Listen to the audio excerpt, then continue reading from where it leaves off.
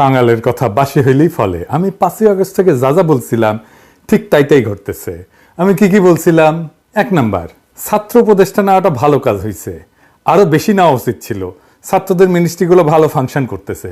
সত্য কিনা বলেন? শুনেন আমি কি বলছিলাম। অনেকের রিজার্ভেশন আছে ছাত্রদের উপদেষ্টা পরিষদে নেওয়ার ক্ষেত্রে।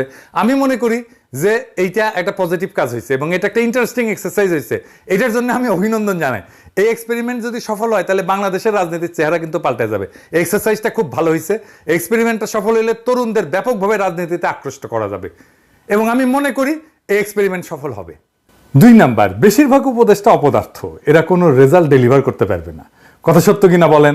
অপদার্থ এবং অথর্ব, জরাজীর্ণ, জীর্ণ শীর্ণ, বুইরা খাটাস। কেউ তাদের চাকরি দিত কিনা বলেন? কোন প্রতিষ্ঠানে তারা চাকরি পেত? বুড়াগুলার হাইপার টেনশন, ডায়াবেটিস, কেউ দেখেন অ্যাডাল্ট ডায়াপার পরে পেশাব ধরে রাখতে পারে না, প্রোস্টেটের প্রবলেম। মহিলাদের কথা আর কইলাম না। যাই হোক। 3 নাম্বার, অস্বচ্ছ প্রক্রিয়া, ব্যক্তিগত পছন্দ অপছন্দের উপর ভিত্তি কইরা উপদেষ্টা পরিষদ গঠিত হয়েছে এবং যে সমস্ত নিয়োগগুলো হইতেছে সেগুলো তাই।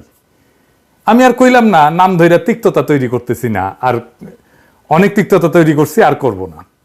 4 নাম্বার, সুপ্প একটা সমস্যা, এটা না সরাইলে ঝামেলা হবে। ছাত্ররা কলে বুঝছে পরে। ওয়াকার একটা ঝামেলা, সে বিকল্প ক্ষমতা কেন্দ্র তৈরি করতেছে।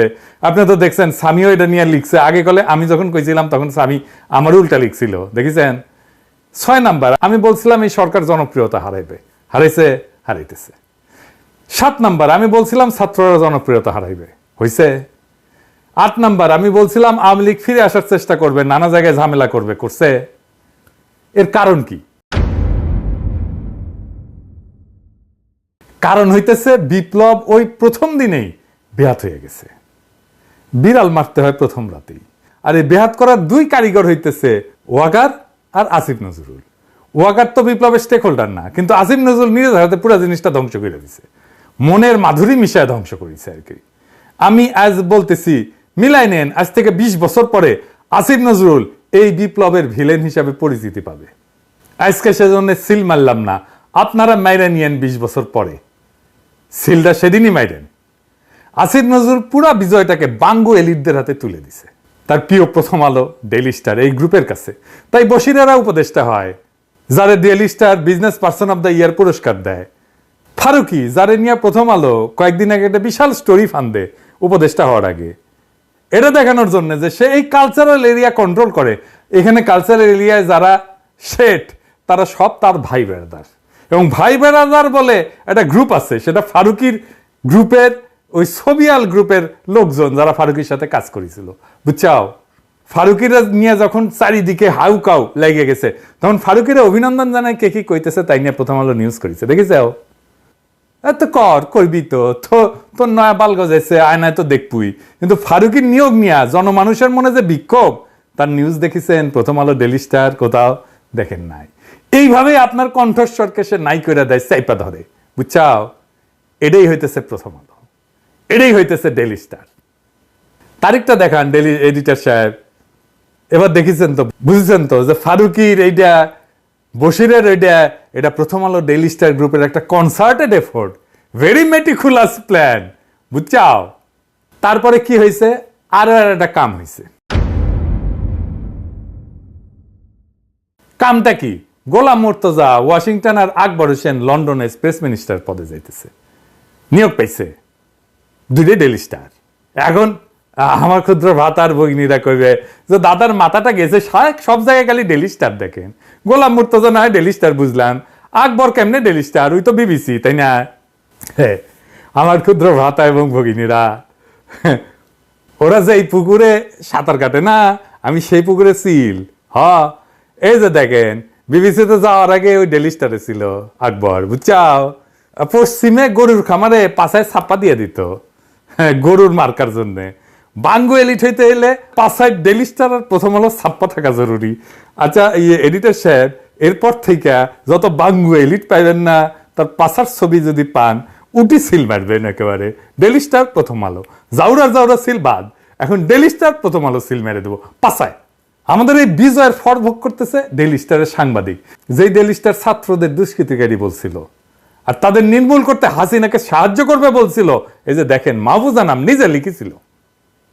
সেই ডেইলি স্টারের সাংবাদিক ছাড়া আমাদের পররাষ্ট্র মন্ত্রণালয় সাংবাদিক খুঁজে পায় না। তবে অবশ্য সুপারিশ করেছিল নাহিদ, হাঙ্গেরের প্রিয় নাহিদ ছাত্রনেতা। এই মাহফুজা নাম 7 সেপ্টেম্বর প্রফেসর ইউনূসের সাথে সাক্ষাৎ করে বলছিল 3 বছর পর্যন্ত প্রফেসর ইউনূস সাক্ষাতের কথা সুপারিশ করেছিল। দেখেন, প্রগতিশীল বিএনপি তো ডেইলি স্টারকে হেভি সাপোর্ট দিতেছে, তো তারে ধরে না কেন? 3 বছর থাকার সার্টিফিকেট যে দিছিল তখন ধরবে না কলে? তখন ওদের সমস্ত পৌরুষ পতায়া যাবে। প্রগতিশীল বিএনপি প্রগতিশীল তো ওদের সবসময় কলিকাতা হারবাল লাগে আর কি, বুঝছাও। এবার আসেন আসিফ নজরুল প্রসঙ্গে আর একটা বিষয় আসি। মাঝে এটা আগেই ধরবো ভাবিছিলাম, কিন্তু ওই যে জেনেভার যে ঝাড়ি খেয়েছে না, ওইটার জন্য একটু কয়েকদিন রিলিজ দিছিলাম। তবে আসিফ নজরুল কয়ে রাখি, ওইটার প্রতিশোধ করলে আমিই নিমু। ওইটা ওই যে আপনারা যেটা করেছিল না, ওটার প্রতিশোধ আমি নিমু, আমি। হ্যাঁ, প্ল্যানিং হচ্ছে। যাই হোক, ওইটা পরে আসিছি। তো যাই হোক, সে কইছে কি আমাদের নাকি ধৈর্য কম। শুনেন, কইছে ধৈর্য কম। একটা হলো আমাদের একটু ধৈর্যের অভাব আছে। আমি ফাহাম আব্দুল সালামের একটা অসাধারণ স্ট্যাটাস দেখলাম। তার স্ট্যাটাসে সে লিখেছে, দুঃসময়ে আমরা বছরের পর বছর অপেক্ষা করি, ধৈর্য ধরি। 16টা বছর এই দেশের 90% মানুষ ধৈর্য ধরে বসেছিল, কারোর মধ্যে যন্ত্রণা দেখি নাই, অনেকের মধ্যেই দেখি নাই। তো তখন এত ধৈর্য ছিল আমাদের, এত এরকম একটা ফ্যাসিস্ট রেজিমকে বছরের পর বছর আমরা ধৈর্য ধরে অপেক্ষা করলাম। এখন আমাদের একটু ধৈর্যটা একটু রাখতে হবে। আসিফ নজরুলের ভাগ্য আসলেই ভালো যে আমি উপদেষ্টাদের গালি দিব না প্রতিশ্রুতি দিছি, নাইলে এমন একটা গালি দিতাম না। আজকে গালির দুঃখে বাসায় গিয়া বালিশ বুকে চেপে কাঁদতে ওই সারাদিন। আচ্ছা বলেন তো, সে কইল ধৈর্য কম। আমরা কোন জিনিস চাইয়া অধৈর্য হয়েছি কন তো? এই উপদেষ্টারা গালি খাইছে কি জন্যে বলেন তো? আমি কয়ে দিই, আসেন দেখি গালি খাই কি জন্যে। গালি খায় আহতদের চিকিৎসা না করা নিয়ে। আজ আহত ছাত্রদের উপর দিয়া গাড়ি চালাই দিছে স্বাস্থ্য উপদেষ্টা। শোনেন, আমার বানানো কথা না, শোনেন আহত ছাত্রের কাছেই শোনেন, উঠি ছিল, শোনেন ওর কাছেই। উনি রুগী দেখতে আসছেন, ওনার কথা ছিল এখানে যারা বৈষম্যদের ছাত্র আন্দোলনের রুগী ছিল তাদেরকে প্রত্যেকে দেখবেন, দেখে তাদের চিকিৎসা যদি আরেকটু উন্নত মানের ভালো হয় তাহলে তাকে বাইরে পাঠানোর কথা বলা হবে। আর যাদেরকে এখানে ট্রিটমেন্ট করানো যায় তাদের এখানে একটু ভালোভাবে ডাক্তার করে চিকিৎসাটা করবে।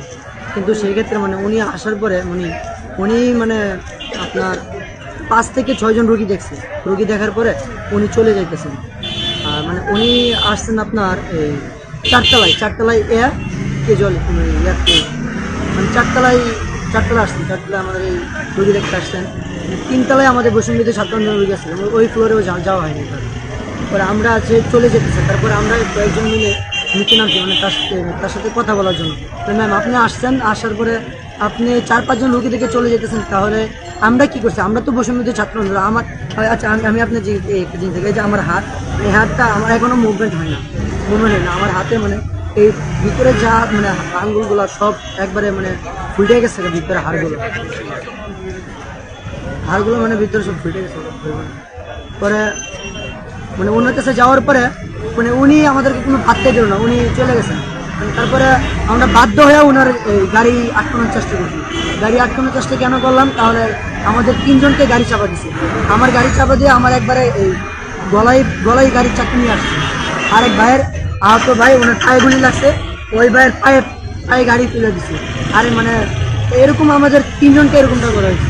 কিন্তু আসলে আমরা তো বৈষম্য বিরোধী ছাত্র আন্দোলনে আহত হয়েছে, উনি তো আমাদেরকে কোনো পাত্তা দেয়নি। আমরা মনে করেন রাস্তা দিয়ে ফুটপাতে মানুষ যেরকম ব্যবহার করেছে, আমরা তার কাছ থেকে এই সেম একই ব্যবহারটা পাইছি। দেখেন ওর হাতের কি অবস্থা হয়েছে গুলি খেয়ে। দেখেন আর কি জন্য রাগি, আর কি জন্য গালাগালি করিয়ে গেলে। এই যে সামেকাটা মজুমদারদের দিয়ে জনপ্রশাসন চালায়, তাই না? সামেকাটা মজুমদাররা কে নিছে উপদেষ্টা পরিষদ? ওক নাও লাগবে কে? এই বুড়া খাটাস গুলারে মন্ত্রিসভায় আনা, এটা নিয়ে গেলে, তাই না? আর পিছে মুজিবের ছবি লাগা অফিস করা, প্রত্যেকটা তো করিচ্ছে। আজিম নজরুল নিজেও করিছে। আজিম নজরুলের সমালোচনা করছে ওই যে জামিল রে শিল্পকলা একাডেমির ডিরেক্টর বানাইছে সেই জন্য। ধৈর্য ধরার কি আছে? ওটা একটা কাম করে, আমরা প্রতিক্রিয়া দেখাই।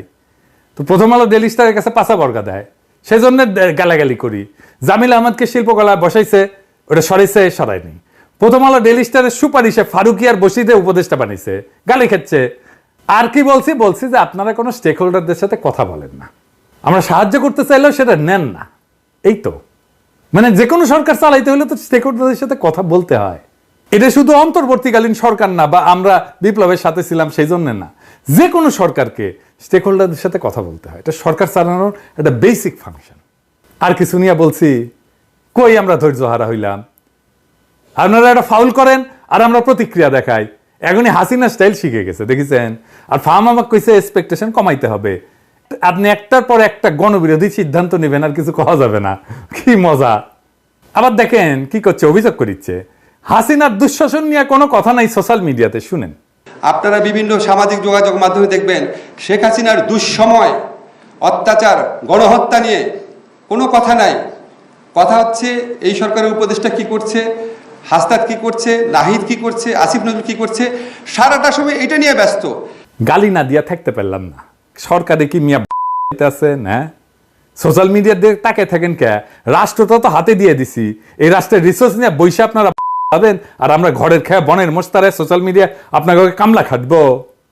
তো মিয়া আপনাদের ধ্বজভঙ্গ তো বিয়া বসেছিলেন কেন? আমাদের দিকে তাকে থাকতে হয় কেন? আমরা তো 2 পয়সার ইউটিউবার আর ফেসবুকার, সোশ্যাল মিডিয়া লাগে কেন এখন? হইলে তো ডেইলি স্টার লাগে, প্রথম আলো লাগে, সুশীল লাগে, আর সোশ্যাল মিডিয়াতে তখন হাঙ্গারে লাগে না? বাহ কি মজা! হাতে তো আর্মি দিছি, পুলিশ দিছি, প্রশাসন দিছি, আন্তর্জাতিকভাবে গ্রহণযোগ্য একটা নেতাও দিছি, হাসিনারে লাথি মেরে ভেগা পাছার নিচে তো শেয়ার দিছি নাকি? এক ডাকে হাজির হবে এরকম কয়েক লাখ আগুনের মতো পোলা পানো দিছি, তাও আপনার সোনাবাগি খারায় না কে? হ্যাঁ, প্রথম আলো ডেইলি স্টারের যে গোয়াপাতে দেন ওটা থেকে সার্ভিস নিতে পারেন না? এখন সোশ্যাল মিডিয়া লাগে, এখন ধন মিয়া। হ্যাঁ, কিন্তু গোয়ামারা ঠিকই দিবেন প্রথম আলো ডেইলি স্টারে। আরে বেটা নিজেরে জিগা কেন পাবলিক সে 5ই আগস্টের পর থেকে একটা দিনও ভরসা রাখতে পারছে না তো করে উপরে? সকালে এক দুশ্চিন্তা তো রাতে আর এক দুশ্চিন্তা। আমাদের কি করা উচিত? আমরা তো বছরের পর বছর এই ফ্যাসিবাদের নিপীড়নে নিষ্পেষিত হইছি, দেশ ছাড়া হইছি। আমাদের তো তোদের বসে নাকে তেল দিয়া ঘুমানোর কথা ছিল, অথচ বিজয়ের আনন্দটা পর্যন্ত আজ পর্যন্ত উপভোগ করতে পারলাম না। আমরা তো তোদের পাশেই ছিলাম, আছি তো এখনো। মাইরা কেইটা তামা কইরা ফেলার কথা না? আওয়ামী লীগরে শিকড় শুদ্ধ ফ্যাসিবাদের বিষ বৃক্ষ উপরে ফেলার কথা না? তোর যা করা সেটা না কইরা রাত বিরাত ওই মতির দণ্ডে তেল মালিশ করতে যাস কে? দেশে কি যোগ্য লোকের আকাল পড়িছে কেন? তোদের বাইসা মতির ভাতারদের তুলে আনতে হইতেছে। কে চালাইতেছে তোদের? চালাইতেছে কে তোদের? এটা বলতে হবে তো।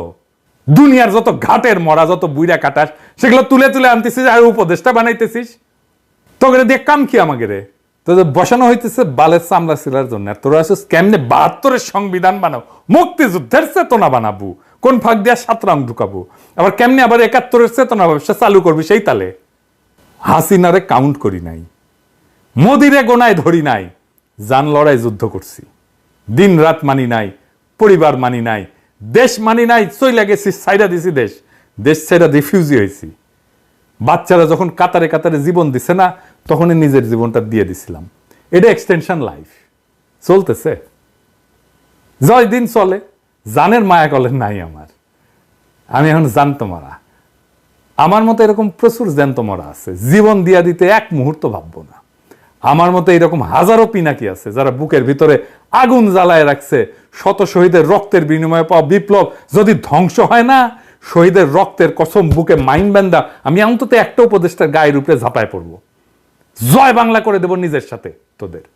বাকিগুলারে আপনারা দেখে নিয়েন, আর তাদের দেখার জন্য অন্য লোক আছে। এলিটদের জাউরামো বাংলাদেশে চিরতরে বন্ধ করতে হইলে এই ছাড়া আর কোনো উপায় নাই। তবে ঝাঁপায় পড়ার আগে আকাশ বাতাস বিদীর্ণ কইরা স্লোগান দিবেন কলে, ইনকিলাব জিন্দাবাদ।